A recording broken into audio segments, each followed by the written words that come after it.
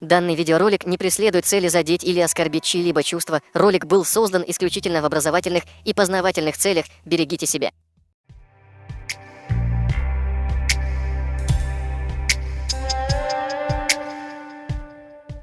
Оказывается, в Ингушетии есть люди, которые могут говорить с мертвецами.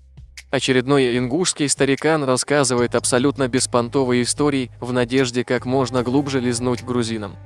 Человек сидит перед камерой и нагло врет, рассказывая басни, легко говорит якобы со слов покойного человека, будучи уверенным, что никто не разоблачит вашу ложь.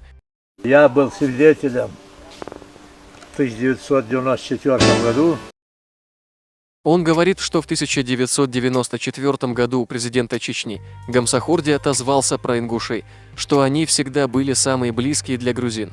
Но вот сам Гамсахурди не дожил до того года, а умер в декабре 93-го.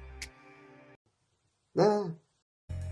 Согласитесь, было бы странно и неуважительно со стороны Гамсахурди, если бы после того, как чеченцы спасли его жизнь, когда весь мир был против него, сидя в Чечне в президентском дворце рядом с президентом Чечни, он начал бы хвалить ингушей, говоря, что они самые близкие для грузин. Естественно, мы понимаем прекрасно, что Гамсахурди такого не говорил.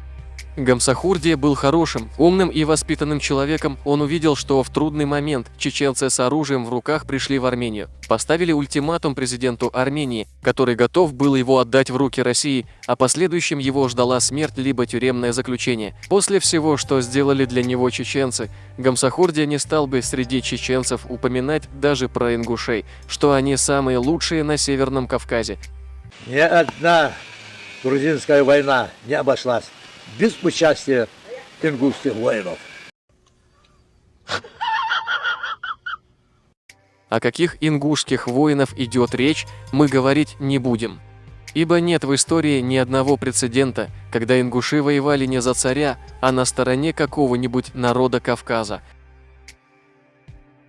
А для тех, кто хочет поддержать нас, оформите спонсорство на наш канал. Взамен вам предлагается фирменный значок рядом с именем и некоторые эмодзи в виде национальных героев чеченского народа. Всем огромное спасибо за вашу помощь и поддержку. Пусть Всевышний вернет вам многократно.